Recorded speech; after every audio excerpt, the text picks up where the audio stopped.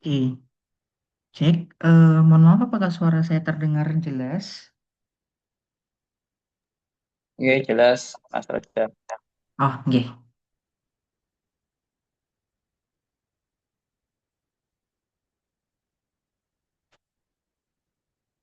Baik. Bismillahirrahmanirrahim. Assalamualaikum warahmatullahi wabarakatuh. Selamat. Alhamdulillahirrabbilalamin. Waalaikumsalam warahmatullahi wabarakatuh. Alhamdulillahirrabbilalamin. Nahmaduhu wa nasta'inu wa nastaghfiruh. Wa na'udzu billahi min syururi anfusina wa min sayyiati a'malina. May yahdihillahu fala mudhillalah wa may yudhlil fala hadiyalah. Allahumma shalli ala Sayyidina Muhammad wa ala alihi wa sahbihi ajmain amma ba'd. Pertama dan paling utama, marilah kita panjatkan puji syukur kita atas kehadirat Allah Subhanahu wa taala atas limpahan rahmat, hidayah dan karunia-Nya kepada kita semua sehingga kita masih diberikan nikmat kesempatan dan kesehatan untuk dapat hadir pada kegiatan pertemuan kedua kita ya di minggu kedua bulan suci Ramadan pada kelas Quranic Healing yang kami selenggarakan oleh Pondok Pesantren Abdurrahman Ali. Salawat serta salam kepada baginda besar kita, junjungan kita, Nabi yang dimuliakan oleh Allah Subhanahu wa taala, Nabiullah Muhammad sallallahu alaihi wasallam, kepada keluarga beliau, sahabat beliau, dan kepada kita semua yang insya Allah selalu istiqomah di jalan Islam. Amin amin ya rabbal alamin. Alhamdulillah, pada hari ini kita masih melanjutkan kegiatan kelas kita ya pada hari ini yang insya Allah akan dihantarkan oleh narasumber kita yang terhormat Bapak Associated Profesor Dr. Apoteker Kintoko Magister of Science ya yang insya Allah sudah hadir di tengah-tengah kita.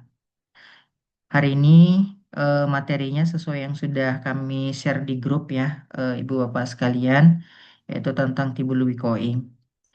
Salah nanti seperti kegiatan kita minggu kemarin akan mekanismenya di penyampaian materi oleh narasumber, kemudian nanti akan ada diskusi, baik mungkin nanti bisa menggunakan fitur raise hand ataupun melalui via chat Zoom. Namun karena kita keterbatasan waktu, eh, mohon maaf apabila pertanyaan tidak bisa dijawab pada momen diskusi di Zoom, tapi bisa ditanyakan pada saat di grup. Baik, kemudian saya mengingatkan kembali, nanti akan ada absensi di pertengahan ataupun di akhir kegiatan kita pada hari ini. Silahkan bisa diisi untuk absensinya. Baik, mungkin untuk mempersingkat waktu, sebelumnya saya mungkin sapa dulu ya. Assalamualaikum Pak Kintoko. Ya, Waalaikumsalam warahmatullahi wabarakatuh. Ya, nggih. Sudah siap Bapak? Ya, insya Allah Mas Ah, ya, Rajab nggih. siap. Saya izin share screen materinya nggih Pak. Ya, baik. Baik, Assalamualaikum warahmatullahi wabarakatuh. Alhamdulillah wa syukurillah la haula wa la quwata illa billah. Bapak Ibu yang berbahagia rahimakumullah. Semoga pagi hari ini senantiasa dalam keadaan sehat walafiat, tidak kurang suatu apapun, tetap dalam keimanan, dan insya Allah kita kembali kepada Allah dalam keadaan berserah diri sepenuhnya kepada Allah Subhanahu wa taala.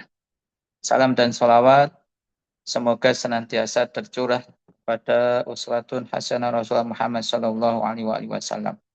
Allahumma sholli ala Muhammad, Allahumma sholli alaihi wasallam. Bapak Ibu, pertemuan kedua ini kita masuk ke materi Tibul Wiqai ya. Seperti yang pernah saya sampaikan di paparan pertama atau minggu pertama di pendahuluan ya.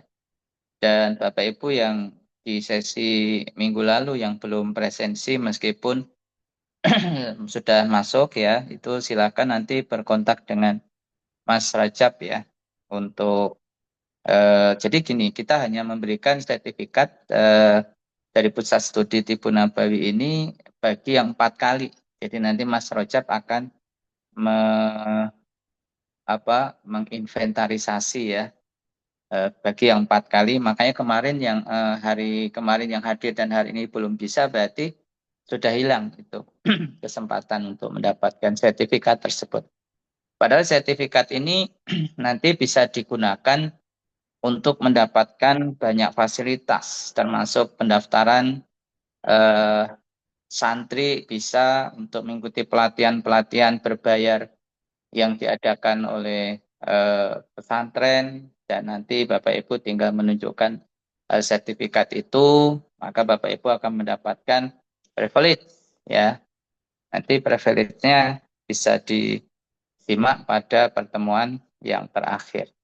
Jadi sayang ya kalau sampai tidak presensi ya pada kesempatan ini. Kami mengembangkan program pesantren tahfiz dan juga pesantren tahasus ya. Pesantren tahfiz ini program reguler untuk SMP maupun SMA. Kemudian pesantren tahasus ini untuk khusus ya, mereka yang ingin mengembangkan bisnis ya, kemudian juga ke arah herbal atau tibu nabawi. Apa istilahnya itu? Saudagar santri, kemudian ada istilah santri kalong gitu ya, dan santri tibu nabawi. Itu sebagai pendahuluan informasi arti pentingnya sertifikat yang Bapak Ibu dapatkan dalam kerangka atau dalam rangka untuk mendapatkan privilege tadi. Dilanjut, Mas. Ya, ini materi yang kemarin sudah kita bahas, bahwa Rasulullah itu sumber inspirasi sehat ala Nabi ya.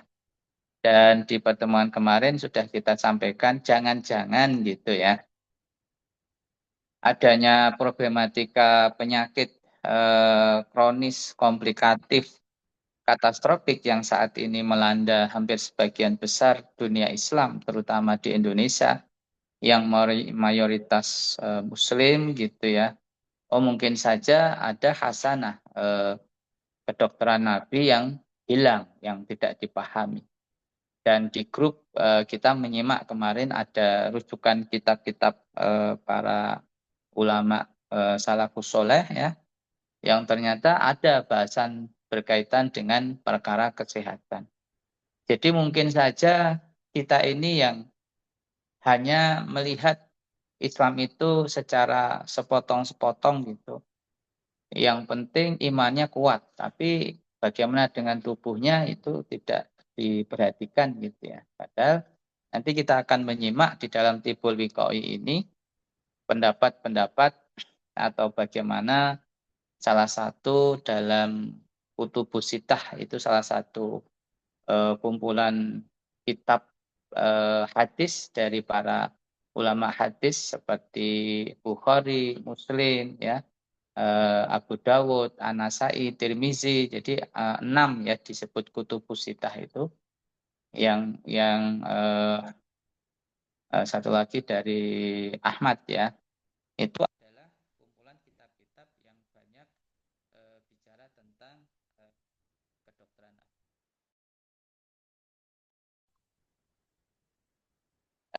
Selanjutnya mohon diteruskan, Mas.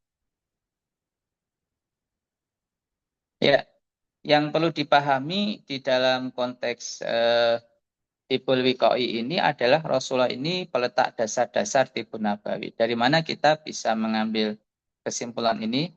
Selanjutnya, Mas, bisa kita lihat dari jurnal ya, dari jurnal Medicine in Methods of Therapy in the Arab and Islamic World.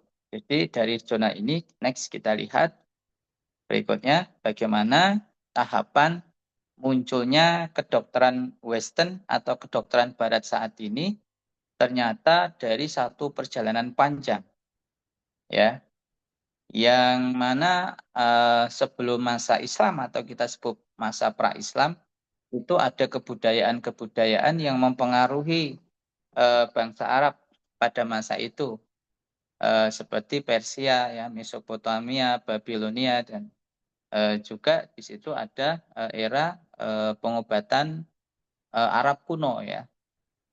Nah, dari situ itu disebut sebagai era Arab pra-Islam, ya. Kemudian setelah kedatangan Nabi atau diutusnya Nabi Muhammad sebagai Rasulullah, itu yang membawa Quran, ya, dan mengajarkan Quran dan hadis, muncullah istilah yang disebut sebagai prophetic medicine atau kedokteran atau pengobatan Nabi.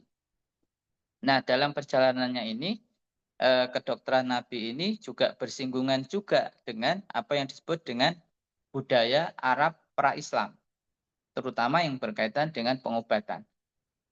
Dan disinilah terjadi purifikasi atau pemurnian, di mana pada masa itu kebudayaan-kebudayaan Arab pra-Islam itu juga terpengaruh dengan paham-paham dari Mesir kuno, ya, paham-paham dari Mesir kuno yang masih pagan atau budaya paganisme istilahnya.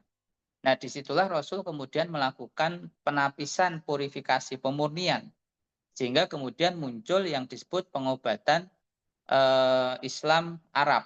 Nah, pengobatan Islam Arab ini yang sudah murni, ya. Di antaranya yang berbasis pada beberapa tumbuhan itu sebelum pra-Islam itu masih diteruskan seperti Kustul Hindi. Kalau kita lihat Kustul Hindi itu sebetulnya sudah ada sejak sebelum masa kenabian. Ya, itu merupakan sebuah akulturasi budaya, ya, dari era Arab pra-Islam dengan budaya-budaya dari Asia Selatan, gitu, ya, melalui bisa jalur sutra atau melalui jalur laut atau disebut sebagai jalur Yaman, gitu, ya.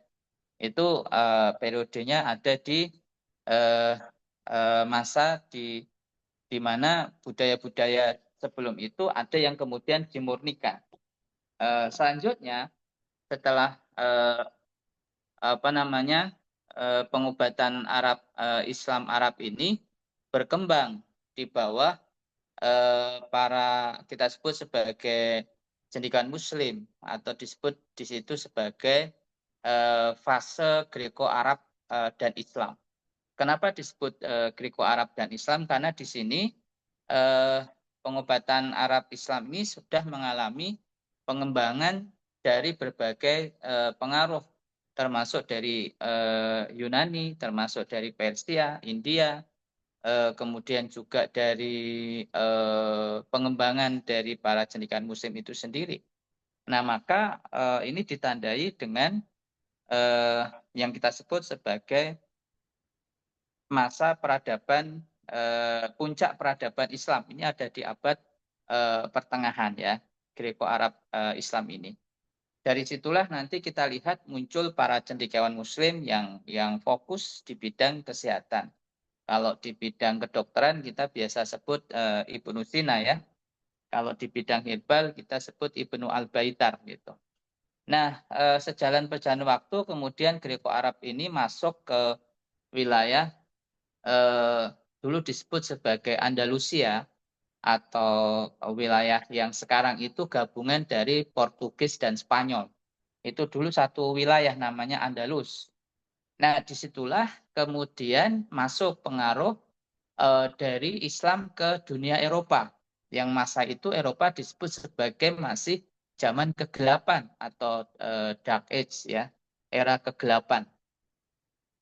Di pameran Tamadun Islam di Kuala Lumpur tentang kecanggihan teknologi kesehatan, itu dikatakan bahwa dunia barat pada masa itu, ya, tertinggal 6 abad atau 600 tahun. Jadi kecanggihan teknologi Islam di bidang kesehatan dan kedokteran itu sudah melampaui 6 abad di depan, gitu.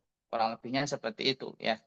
Jadi ini adalah fakta sejarah yang tidak bisa dilupakan, ya. Istilahnya jas merah, ya. Jangan sekali-kali melupakan sejarah. Nah, di fase inilah kemudian Islam mengalami fase eh, apa istilahnya menyusut atau mengalami meredup ya peradaban itu dan kemudian pelan-pelan dan pasti sejak masa Renaissance ya revolusi industri dan seterusnya kemudian muncul satu konteks eh, kedokteran yang disebut sebagai Western medicine. Dan di sini ada dua filsuf yang menjadi acuan pengembangan kedokteran barat berikutnya. Yang pertama itu adalah Cartesius dan yang kedua itu Newton. Cartesius pandangannya disebut Cartesian, Newton disebut sebagai Newtonian. Kurang lebih ini sejarah sehingga saya sampaikan ternyata ini semuanya berangkat dari satu asas yaitu kedokteran Nabi di masa era di mana Rasul dibimbing oleh Allah lewat Quran dan hadis. Lanjut. Nah, ini jurnal yang berikutnya yang kita akan melihat pada abad pertengahan ini yang tadi disebut sebagai Arab Greko-Arab dan Islam tadi ya. Lanjut, itu akan muncul temuan-temuan karena ini puncaknya ya. Ini puncaknya peradaban ya. Di sini banyak sekali para cendekiawan Muslim yang berkontribusi. Jadi kalau saat ini Western kedokteran Barat itu mengenal sistem bangsal ya di dalam perawatan pasien, ada bangsal anak, ada bangsal dalam, penyakit dalam dan seterusnya. Itu sebetulnya belajar dari Bimaristan. Jadi yang membentuk sistem bangsal itu adalah seorang cendekiawan yang yang waktu itu pertama kali dibangun di Damaskus ya. Itu adalah sebutannya Bimaristan. Kemudian ada satu fase di mana Ibnu Sina tadi sudah saya sampaikan sebagai seorang yang menjadi ikon bapak kedokteran modern gitu. Kemudian yang berkaitan dengan herbal ya ini ada Ibnu Al-Baitan ya yang juga dia seorang saintis ya farmasis dan juga seorang dokter Islam, dokter Arab ya seperti itu. Jadi ini adalah bukti. Nah, masuk kepada materi kita tentang preventif medicine yang disebut sebagai tibul wiqai. Lanjut. Nah, ini perlu saya sampaikan. Ungkapan tentang tibul wiqai itu sebagaimana diketahui ini kebanyakan adalah hadis medis Islam di masa awal. Artinya Islam di masa awal itu berkembang lebih kepada upaya-upaya preventif atau kedokteran preventif. Maka disebut sebagai tibul atib al-wiqai atau kalau disambung ya tibul wiqai gitu ya. Atib al-wiqai. Ini lebih dominan ya ketimbang kedokteran yang bersifat kuratif atau penyembuhan. Disebut sebagai atib al-ilaji. Yang tidak diragukan lagi, ini dianggap sebagai satu konsep yang maju pada masa itu, yang mempertimbangkan tingkat pengetahuan ilmiah. Ya, jadi ini bisa dibayangkan bagaimana Islam itu mendorong ya umatnya untuk berpikir secara logik.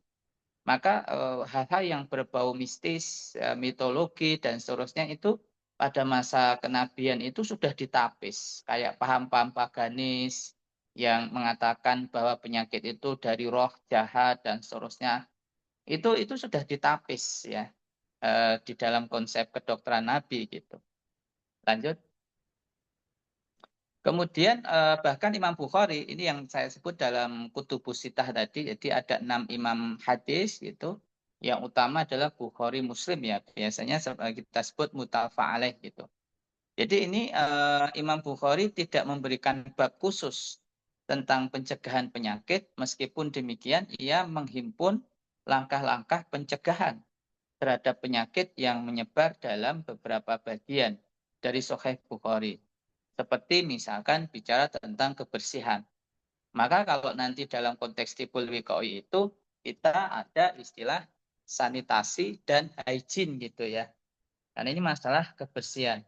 Kemudian juga masalah kebersihan gigi atau bersiwak gitu. Kemudian masalah makanan itu juga ada di dalam hadis-hadis Bukhari. Kemudian masalah mandi ya dan juga beberapa masalah olahraga. Khusus untuk olahraga ini hadisnya itu terhimpun kurang lebih sekitar 40 hadis ya. Nah, ini saya mencoba mengelompokkan konsep tibul wikomi sebagai satu kebiasaan atau prophetic habits. Ini kebiasaan Nabi mulai dari yang berkaitan dengan ibadah ya, seperti sholat, misalkan sholat tahajud, puasa, zikir, istighfar, kemudian berdoa, sedekah, tidur, olahraga, pola makan, termasuk diantaranya sanitasi, hygiene. Nah, inilah dimensi yang tersebut di dalam kutubus sitah dari para imam hadis, terutama yang dibahas di sini adalah dari hadis-hadis Bukhari ya, dari Bukhari dan kemudian juga dari Muslim. Lanjut.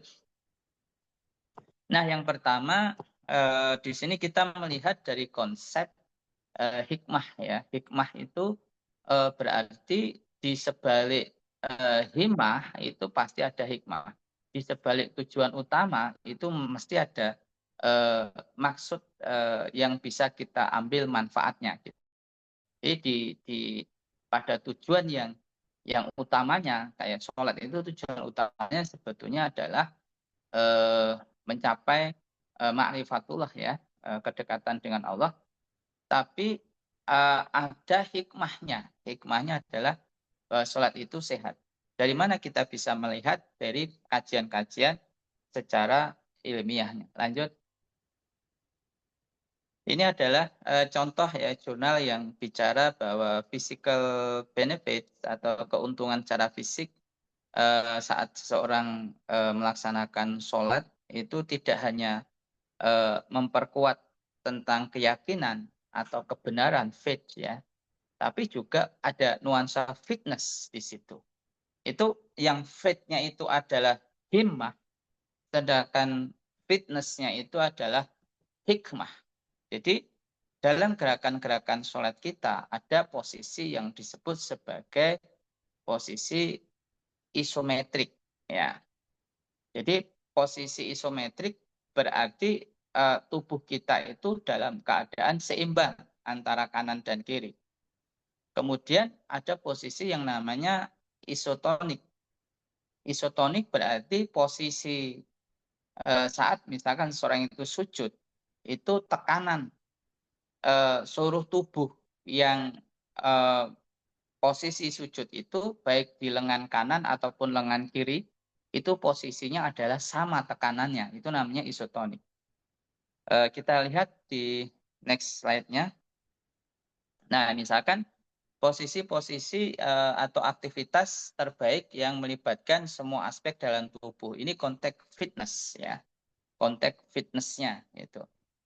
Berikutnya, kemudian ada gerakan pada sholat, termasuk gerakan yang istimewa karena berfungsi untuk mengembalikan fitrah tubuh, yaitu balancing istilahnya ya, melalui keseimbangan pada susunan tulang pada posisi semestinya, atau yang disebut sebagai isometris tadi. Jadi ada posisi semua posisi sholat kita itu ada posisi isometris dan posisi isotonik gitu. Lanjut. Kemudian dalam upaya kita sholat itu dilihat dalam sisi ketenangan jiwa, itu akan membuat hati seseorang itu menjadi tenang, tentram, dan disitulah kemudian angka munculnya hormon-hormon yang bermanfaat seperti endorfin, dan itu akan menurunkan kondisi jumlah hormon kortisol yang ini merupakan hormon stres. Jadi tingkat stresnya juga akan menurun. Nah, ini adalah hikmah. Lanjut. Kemudian di antara sholat wajib itu ada sholat sunnah yang utama, misalkan sholat tahajud. Dan di banyak penelitian di pondok pesantren itu pernah saya baca artikelnya, dua kelompok santri, yang satu sholat tahajud rutin selama 3 bulan, yang satu tidak sholat rutin gitu ya, ya manakala sempat gitu. Ternyata yang terjadi adalah kelompok santri yang sholat tahajudnya rutin selama 3 bulan itu mendapatkan jumlah dan aktivitas makrofag itu lebih tinggi dalam serumnya dibandingkan kelompok santri yang tidak rutin melakukan aktivitas sholat tahajud. Ini salah satu hikmah ya. Kalau hikmahnya jelas ini ma'rifatullah semuanya ya. Tapi hikmahnya adalah mendapatkan eh, kondisi fisik yang lebih baik.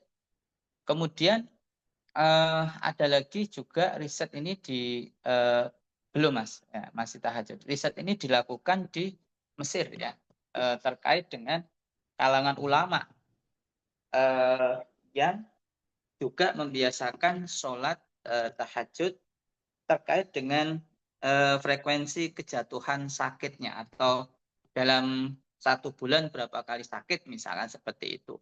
Itu ternyata juga secara signifikan terbukti bahwa eh, ulama-ulama yang membiasakan dengan sholat tahajudnya itu frekuensi jatuh sakitnya itu lebih jarang dibandingkan yang tidak melakukan sholat tahajud. Nah, ini adalah untuk mengkonfirmasi saja dari 2 artikel tersebut. Lanjut. Kemudian yang berikutnya, ini bagian juga tibul wiqoi ya, terkait dengan puasa. Dan satu hadis yang sangat terkenal di sini, sumutasihu ya. Berpuasalah niscaya engkau akan sehat. Ini sebetulnya hadis ini berkaitan dengan hadis yang lain yang dari Muslim. Dari kutubus sitah yang dari Muslim, yaitu perut adalah sumber penyakit, perut gudangnya penyakit, dan puasa itu adalah obatnya. Jadi di sini kalau kita lihat secara saintifik ya, seseorang yang sedang melakukan aktivitas puasa dengan starvasi perut kosong 8 jam itu akan terjadi proses autofagi setelah. Jadi syarat terjadinya autofagi adalah minimal terjadi pengosongan atau starvasi perut selama 8 jam. Kalau kita buka maaf jam 4 ya nanti sampai jam 12 itu starvasi.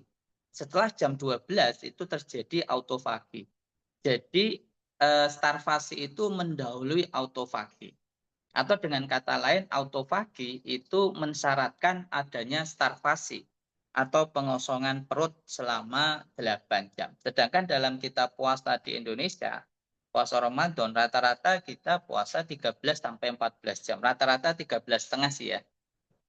Sehingga sangat cukup terjadi autofagi selama lebih kurang 6 sampai 7 jam. Nah, autofagi itu adalah sel-sel yang sehat itu akan memakan sel-sel yang sakit. Sel-sel yang menjadi puncak terjadinya kanker karena dia mutasi, sel-sel yang mutate ya, mutate sel, atau sel-sel yang mengalami inflamasi atau peradangan. Nah, itu yang akan dimakan gitu. Dan itu terjadi pada eh, setelah 8 jam starvasi. Lalu yang kedua yang sangat terkenal juga bahwa pada saat kita puasa itu sebetulnya bakteri-bakteri probiotik dalam usus kita juga ikut berpuasa, dan kecenderungan mereka pada saat puasa mereka akan mengeluarkan messenger yang disebut dengan butirat. Messenger yang berupa butirat ini yang menyehatkan sistem organ kita melalui suatu gut microbiota, microbiota organ axis namanya. Jadi sumbu antara organ-organ tubuh kita dengan probiotik. Nah, sumbunya itu melalui suatu chemical messenger yang disebut butirat. Maka ada yang mengatakan usus kita ini adalah otak kedua. Jadi otak pertama ya otak yang ada di kepala gitu. Tapi otak keduanya adalah yang ada di perut kita. Nah, ini sistemnya kalau di perut itu pakai sistem butirat. Kalau di otak di kepala pakai sistem saraf pusat. Jadi itu perbedaannya seperti itu. Tapi keduanya justru akan menyehatkan ya. Lanjut. Berikutnya aktivitas zikir ya. Ini juga bagian dari keseharian Rasulullah ketika beliau sudah mencapai usia 50 tahun. Jadi ketika 50 tahun dan beliau ada di fase Madinah, itu aktivitas yang tidak pernah beliau apa lupakan, itu adalah aktivitas zikir, zikr ya, zikron katsiro, zikir yang banyak gitu. Dan beberapa penelitian ini di dalam beberapa judul buku ya saya coba kutip, ternyata zikir ini mempunyai banyak manfaat ya, untuk kesehatan saraf, kemudian juga bagaimana konsep zikir ini dan implikasinya terhadap kesehatan, itu semuanya sudah ada kajian-kajian yang ditulis oleh para ilmuwan ya tentang konsep tibul wikoi atau preventive medicine bagi mereka yang membiasakan memperbanyak zikir atau zikron kathiron itu. Lanjut. Kemudian yang berikutnya istighfar ya. Ini juga eh, beberapa kajian itu eh, terutama yang dilakukan di jurnal itu pada satu kelompok mahasiswa yang kaitannya ini dengan eh, rasa bersalah gitu. Jadi eh, mahasiswa yang dihantui rasa bersalah, entah mungkin latar belakangnya dulu pernah melakukan suatu dosa besar ataupun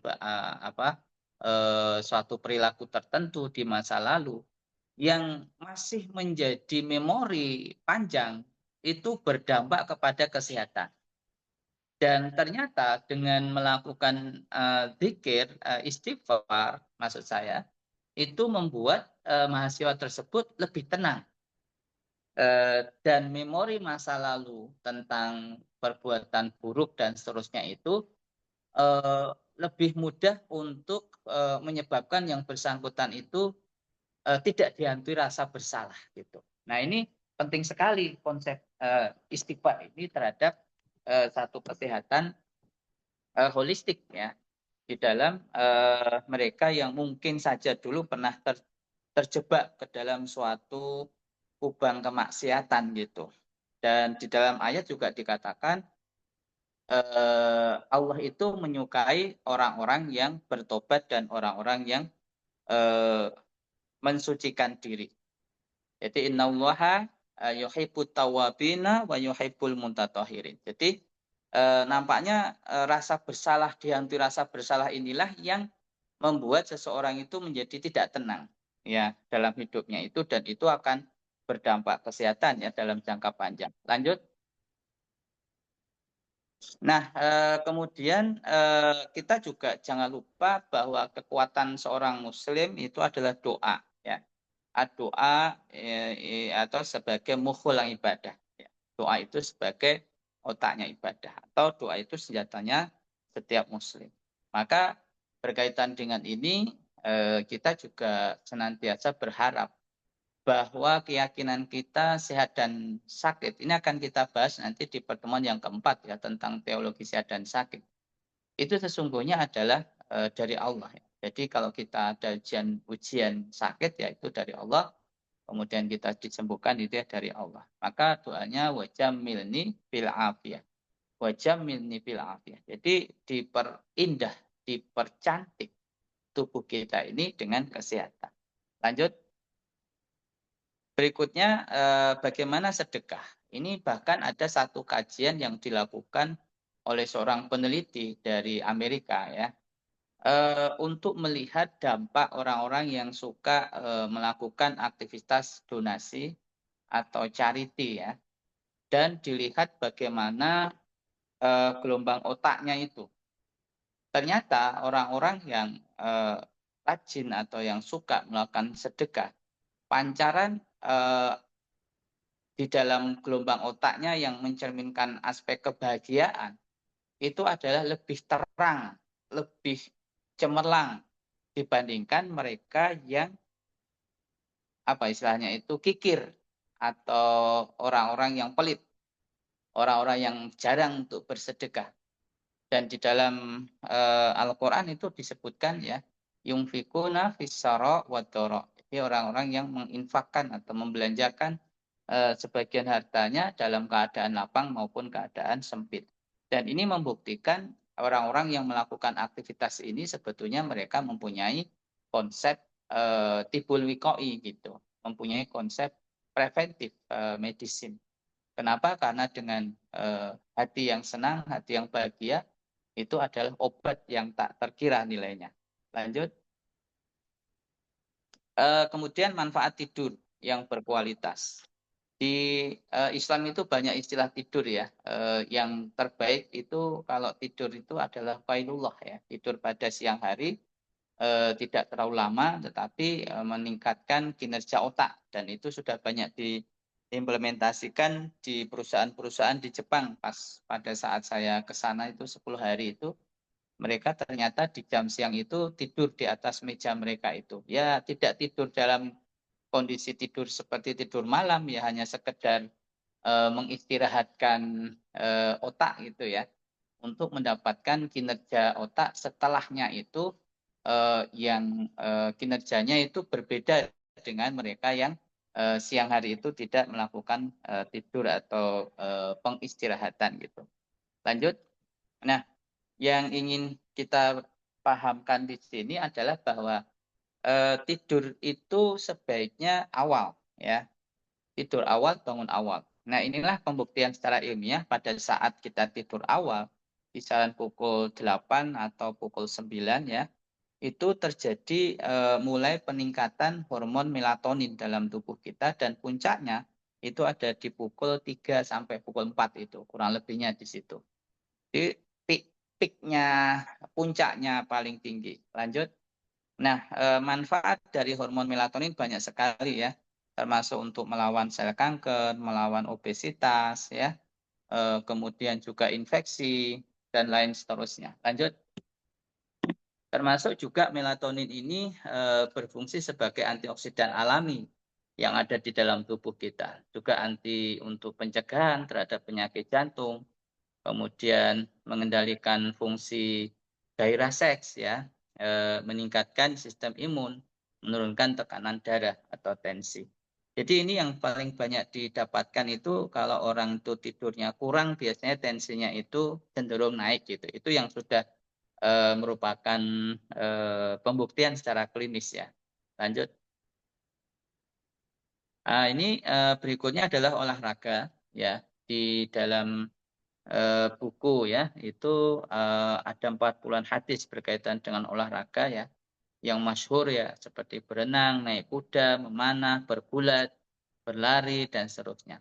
Nah, bagaimana tinjauan secara ilmiahnya bahwasanya ketika kita melakukan aktivitas olahraga itu bisa mengendalikan gula darah kita melalui suatu mekanisme yang disebut lanjut saja mekanismenya adalah melalui AMP kinase ya.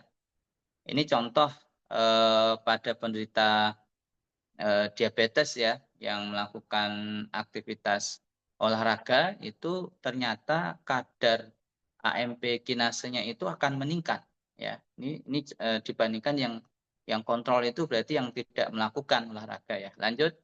Nah, kalau AMP kinasenya meningkat, dia bisa mendorong penyerapan glukosa disimpan di dalam sebagai gula otot ya di otot kita sebagai glikogen, tapi tidak melalui jalur insulin.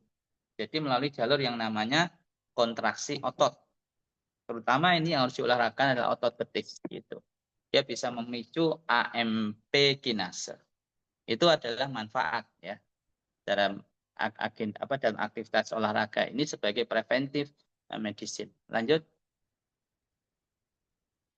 Nah, bagaimana dengan makanan yang sehat? Ini kembali kepada sumber penyakit kita adalah perut. Jadi kalau perut kita ini sebagai jalur masuknya semua nutrisi, maka harus dipahami kalau yang dimasukkan itu nutrisi yang tidak sehat, tentu yang diserap oleh tubuh juga bahan yang tidak sehat dan itu akan berpengaruh ke dalam tubuh. Kalau kemudian kita ingin melihat pada diri Nabi ya Rasul itu mempunyai superfood atau makanan-makanan yang paling disukai, paling paling beliau sukai, termasuk kurma ajwa misalkan ya, kurma Nabi itu. Nah, di sana banyak mengandung manfaat. Itu akan kita bahas nanti pada pertemuan yang eh,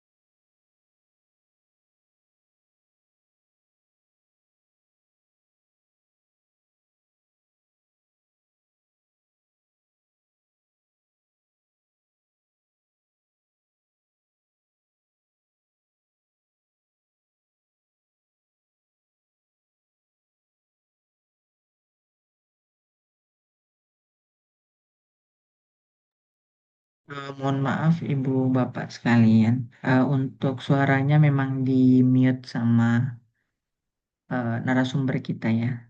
Mungkin ditunggu sebentar, ya.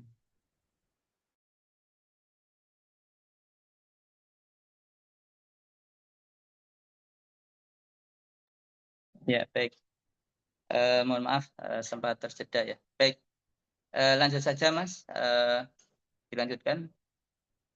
Jadi pokok intinya di sini adalah kalau kita mengkonsumsi makanan yang tidak sehat dan lalu makanan itu memberi dampak yang kita sebut sebagai toksin ya, ini akan memicu berbagai keluhan ya. Ini sebelah kanan ini contoh-contoh penyakit ya, ada kanker, ada IBS ya, apa namanya, iritasi lambung dan seterusnya. Jadi ini adalah contoh. Lanjut. Kemudian sebelum ini, selanjutnya, sebelumnya. Nah, ini yang disebut dengan autointoxikasi. Jadi kalau kita bicara tentang ada detoksifikasi, itu sebetulnya lawan dari autointoxikasi. Autointoxikasi intinya adalah makanan di dalam tubuh kita yang tidak bisa dibuang secara rutin gitu ya, dalam bentuk sisa makanan yang tertahan dalam kolon, ini akan meracuni tubuh kita. Dan hasil dari racun yang dihasilkan oleh aktivitas bakteri itu akan diserap kembali oleh tubuh kita sehingga menyebabkan tubuh kita ini mengalami kondisi-kondisi yang seperti tergambar pada gambar di samping ini ya. Jadi ini kenapa menjadi sangat penting. Kemudian hadis Nabi mengatakan bahwa sumber penyakit itu ada di perut, itu dalam arti autointoksikasi. Gitu ya, autointoksikasi. Lanjut. Kemudian berkaitan dengan sanitasi dan hygiene ya, sanitasi dan higienis.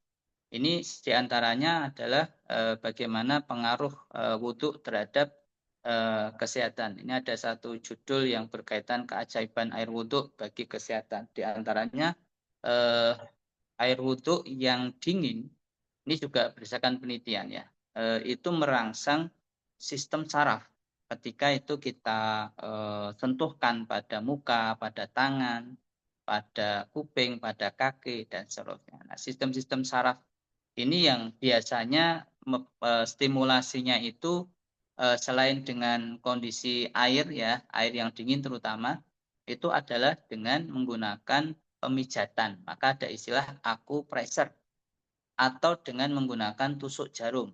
Ada istilahnya akupunktur. Nah, di dalam Islam itu konteks higienis ya, itu adalah dengan usapan air wudhu. Ya, ini sangat signifikan berkaitan dengan kesehatan sistem saraf di dalam organ-organ yang tersentuh dengan air wudhu tersebut. Lanjut. Nah, sekarang kita lihat ada kesunahan fitrah yang ini ada di dalam kutubus sittah tadi, di dalam beberapa hadis termasuk Muslim, Tirmizi, An-Nasai ya, adalah sunah-sunah yang berkaitan dengan khitan. Kemudian mencukur kumis, misal ya, mencukur bulu kemaluan, mencabut bulu ketiak, memotong kuku ya, memelihara jenggot, beristinja ya, memasukkan air ke rongga hidung pada saat berwudu itu, membasuh air di celah jari, berkumur-kumur.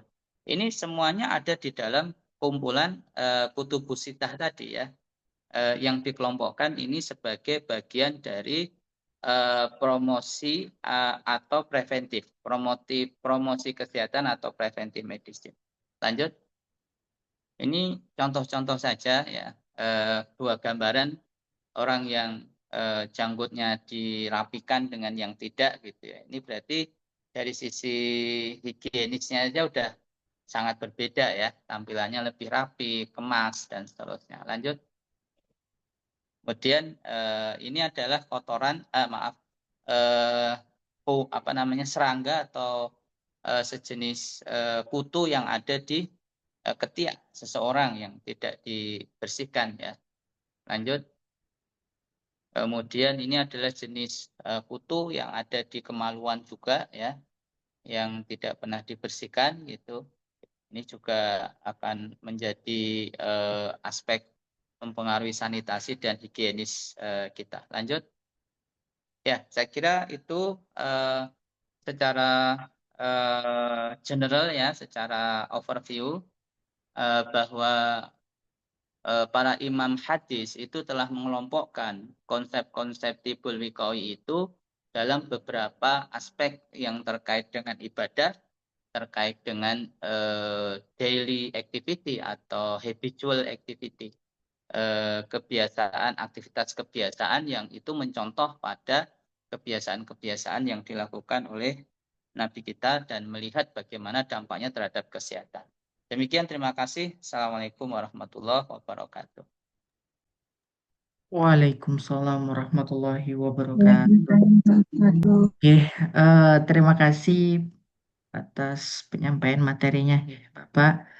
Selanjutnya izin ke sesi diskusi nggih, Pak Kintoko. Permisi, Pak. Ya, baik. Ya, oke. Silakan. Baik, mungkin nanti untuk sistemnya bisa raise hand yang ingin bertanya, komunikasi langsung atau bisa melalui via chat Zoom. Mungkin nanti ada kita batasi beberapa pertanyaan mengingat waktu kita terbatas. Oke, silakan untuk yang raise hand, Bapak Hasnul Halki. Silakan, Kak. Baik, terima kasih Mas Rajat. Assalamualaikum Pak Dokter. Waalaikumsalam. Waalaikumsalam. Izin bertanya Pak. Ini Iya, Pak. kalau tidur, yang pertama tentang kainullah itu sendiri yang tadi lebih banyak dipraktikkan di luar negara Islam seperti di Jepang itu, dan bagaimana kedepannya untuk di Indonesia, mungkin dari MUI atau apa untuk melakukan bahwa pembelajaran itu juga harus diberikan rehat. Sekarang kita lihat kan anak-anak sekolahnya sampai sore. Mereka belajar Senin sampai Jumat, tapi sampai sore beda dengan kita masa-masa dulu. Kita belajar cuma sampai waktu jam 12 dan sorenya interaksi sosial dan lain-lain bisa dilaksanakan. Tetapi di kekinian kita melihat anak-anak semuanya selesai di sekolah-sekolah mereka. Interaksi di masyarakat agak sedikit berkurang. Itu yang pertama.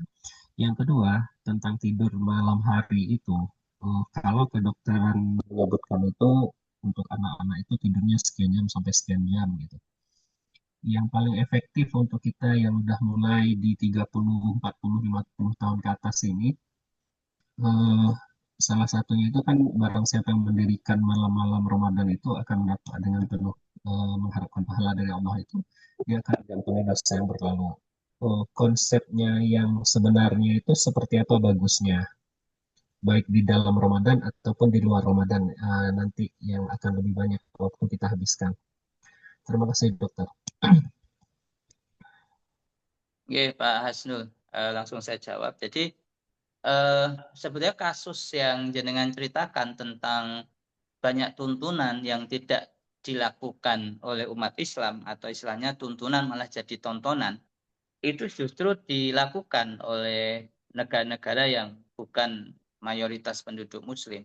Saya kasih contoh lagi tentang masalah makanan. Itu Jepang itu sangat memperhatikan sekali makanan-makanan, dan kemarin sudah kita bahas itu tentang bagaimana kualitas asupan makanan orang Jepang yang tinggi omega 3, omega 6, kemudian tinggi isoflavon dari produk kedelai, kemudian rendah kolesterol, rendah garam, kemudian mereka tinggi asupan herbal, dan itu merupakan menurut saya itu adalah ayat-ayat kauniyah ya. Kauliyahnya fal yang turil insanu ila ta'ami.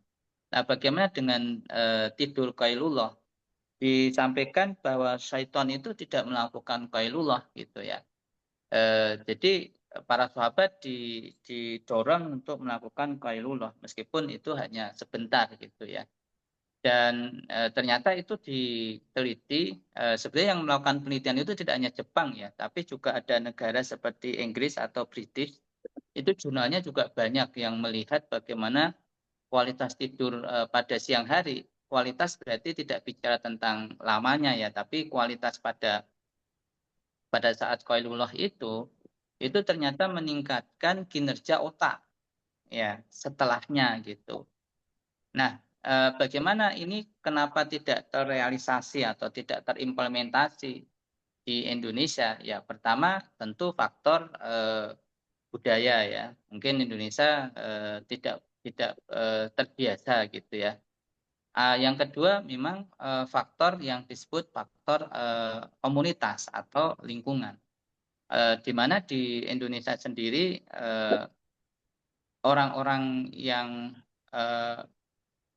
berada dalam komunitas dalam ini umat Islam itu tidak banyak mengetahui perihal bagaimana hidup sehat ala Nabi gitu.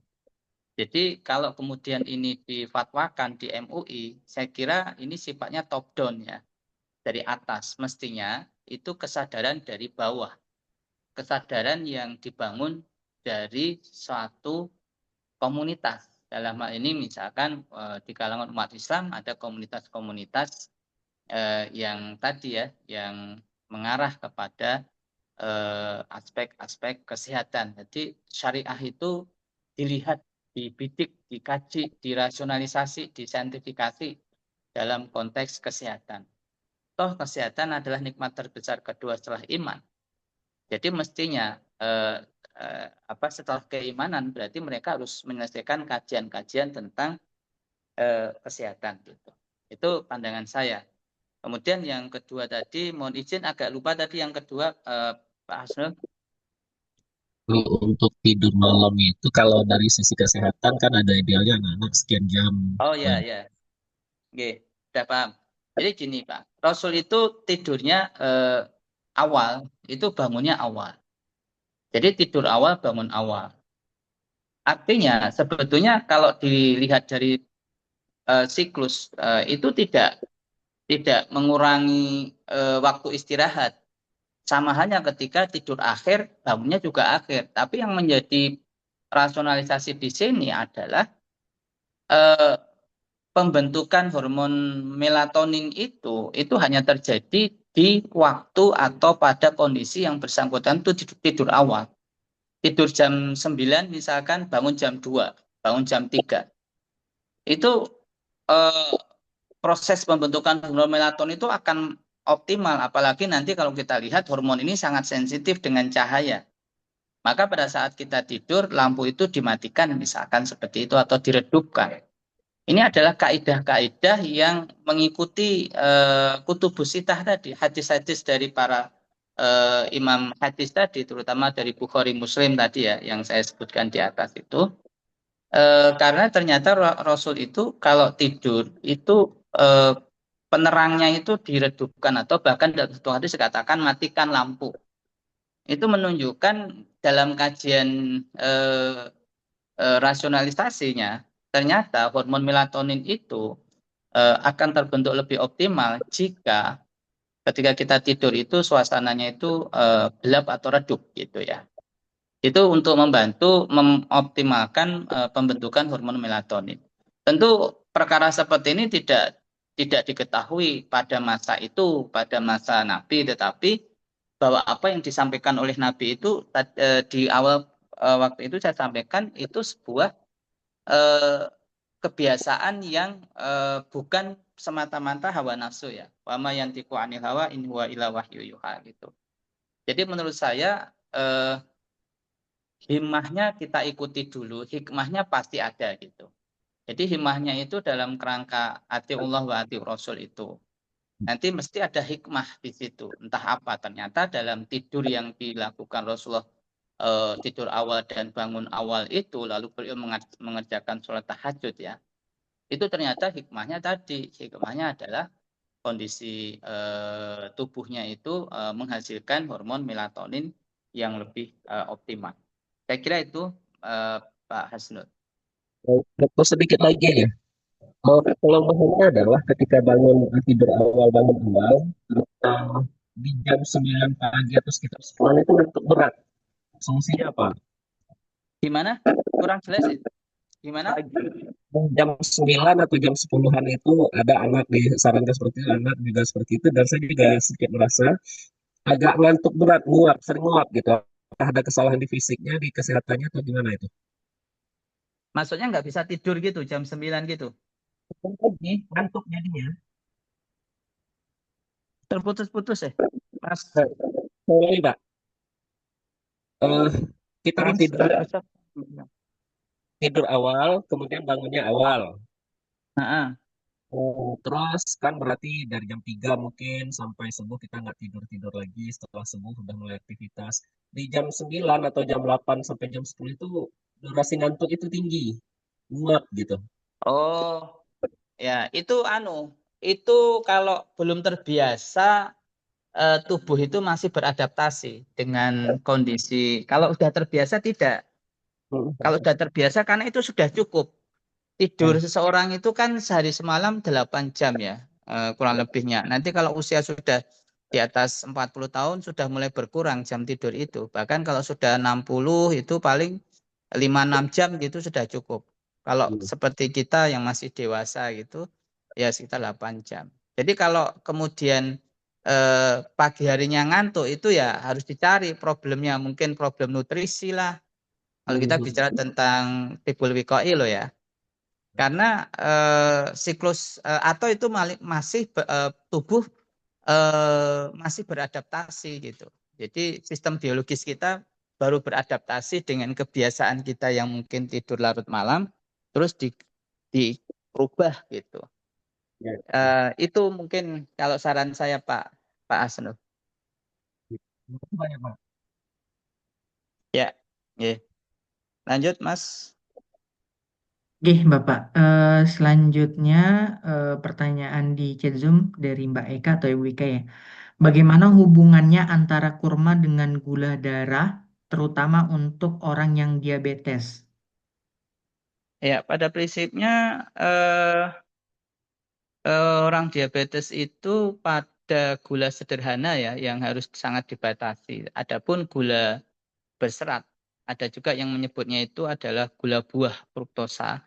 itu bisa diasup sesuai dengan kebutuhan, gitu ya, sesuai dengan kebutuhan. Maksudnya begini, kalau pemanis yang aman itu jelas pemanis yang apa tadi disertai dengan serat. Nah, maka yang paling cocok di sini itu adalah contohnya adalah kurma. Karena kurma itu satu eh, kali kita makan, kita sudah mendapatkan seratnya di situ dan gulanya itu juga sudah ada di dalam serat tersebut. Istilahnya itu gula berserat. Nah, itu lebih ramah pada penderita diabetes. Seperti itu, Mas. Lanjut. Ya, baik Bapak. Selanjutnya ada pertanyaan dari Mbak atau Ibu Dwi Setiani. Puasa itu kan harusnya menyehatkan, tapi ada beberapa kasus ketika puasa dia merasa sakit. Itu yang salah di mananya nggih, Pak? Sebagai contoh, Mungkin perlu diperbaiki cara sahur ya dan berbukanya. Beberapa saya melihat sayurnya itu, sahurnya itu kurang asupan eh, serat ya, sehingga tubuh itu mengalami defisiensi mineral vitamin ya, karena sumber utama mineral vitamin kan dari buah sayur ya, termasuk serat tersebut juga. Jadi ini perlu diperbaiki pola sahurnya, juga nanti pola berbukanya. Beberapa yang mengalami sakit mah misalkan ketika pola sahurnya itu betul dan juga dicukupkan dengan serat-serat, apalagi jenis seratnya itu yang bersifat karakter seperti musilago atau jelly gitu, itu sangat membantu bagi mereka yang punya kecenderungan mah gitu. Kemudian bagi mereka yang tadi punya riwayat diabetes misalkan, kalau sahurnya itu dengan serat-serat yang cukup, itu juga sangat membantu mempertahankan atau menjaga dari rangsang laparnya itu bisa lebih lama. Maksudnya tidak mudah lapar gitu, karena adanya serat itu. Jadi menurut saya pertama mungkin itu aspek sugesti. Kalau sugesti itu kan psikis ya. Kalau puasa terus sakit itu biasanya memang sudah punya riwayat sakit gitu. Jadi dia semacam tersugesti gitu loh akan penyakit, biasanya yang banyak ke saya konsultasi itu mah sama hipertensi dan diabetes ya gitu. Tapi itu sudah saya kasih solusinya seperti tadi. Terus berbuka itu juga tidak langsung kemudian gorengan ya. Itu kan juga keliru gitu. Jadi aspek berbuka itu juga diperhatikan tahapan urutan kita mengkonsumsi suatu makanan berbuka itu. Tentu yang diutamakan yang gula, tapi juga yang tadi yang mengandung serat. Makanya di sini lebih cocok kepada misalkan kurma gitu ya. Kemudian beberapa jenis buah-buahan yang juga cukup mengandung gula buah atau fruktosa tadi. Saya kira itu. Lanjut. oke, baik Bapak. Pertanyaan terakhir dari Pak Maulana Aziz. Apa perbedaan mendasar antara tibun nabawi dengan kedokteran konvensional dan pengobatan tradisional lainnya? Ya, pertama kalau bicara tentang tibun nabawi berarti seluruh modalitas terapi itu harus didasarkan pada sumber rujukan. Kalau bicara tentang sumber rujukan di dalam Islam itu kan hanya dari Al-Quran ya, hadis, kemudian ijma' sahabat atau kias. Utamanya kan itu ya. Seperti misalkan kita mendapatkan fakta tentang KB. KB itu kan tidak terdapat di Quran, tidak terdapat juga di hadis, eh, tidak terdapat di ijma' sahabat, tapi adanya di kias. Nah, seperti itu cara menggali sumber hukum kalau itu tibu nabawi. Nah, adapun kedokteran konvensional ya, itu tidak mendasarkan aspek itu tentunya, karena dia adalah sebuah pengembangan.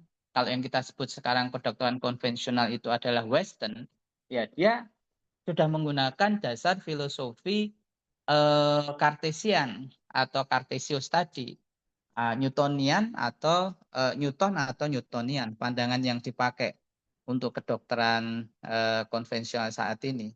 Nah, sehingga aspek-aspek dasar dari akidah, katakanlah tentang halal haram pun juga dalam kedokteran konvensional tidak menjadi pertimbangan utama gitu. Meskipun di dalam Islam juga ada kaidah kalau tidak ada pilihan lain dan berobat dengan sesuatu yang haram, itu bisa jatuhnya tidak haram tapi makruh. Itu memang sudah ada kaidahnya seperti itu. Namun filosofi dasarnya itu yang harus dipakai bahwa al aslu fil asya al ibahah malam yurid dalilan tahriman. Itu asas dasarnya itu adalah terikat hukum benda benda atau barang itu adalah mubah sampai ada dalil yang mengharamkannya. Nah, itulah perbedaan-perbedaan yang mendasar antara tibu nabawi dengan kedokteran konvensional saat ini. Begitu, lanjut Mas. Oke, Bapak, sampun Pak, pertanyaannya sudah Saya kira waktunya juga ah, sudah habis, nggih. cukup. Oke, ya Bapak. Mungkin monggo Pak, mungkin closing statement atau pernyataan untuk materi kedua kita di pertemuan kedua ini, Pak. Ya, baik Bapak Ibu yang dirahmati Allah, semoga pertemuan kita untuk yang kedua ini memberi banyak manfaat, terutama pemahaman kita tentang tibul wiqai. Yang itu tadi sudah di awal sudah saya jelaskan, itu ada di dalam kutubus sitah. Ada di dalam kitab 6 imam hadis. Terutama adalah Bukhari Muslim, terus nanti ada Tirmizi, ya, Nasai. Bapak Ibu bisa membuka.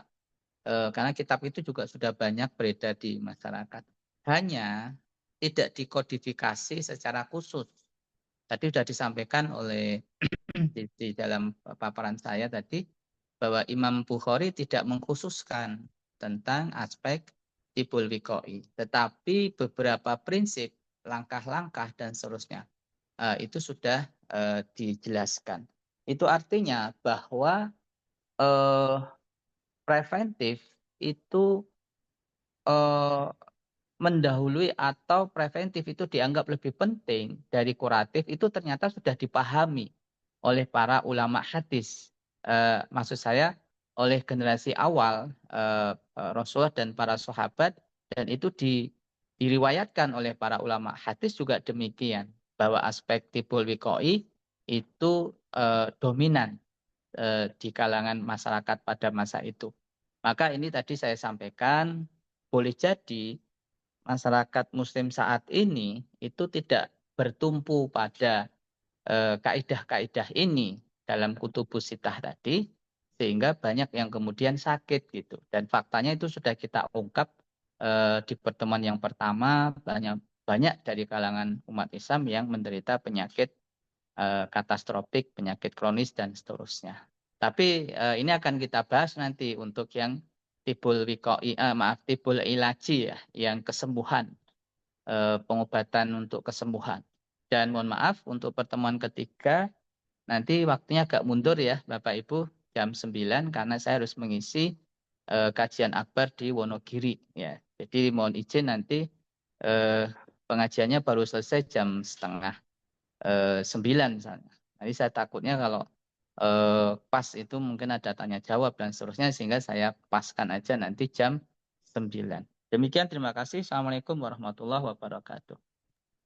Waalaikumsalam warahmatullahi wabarakatuh.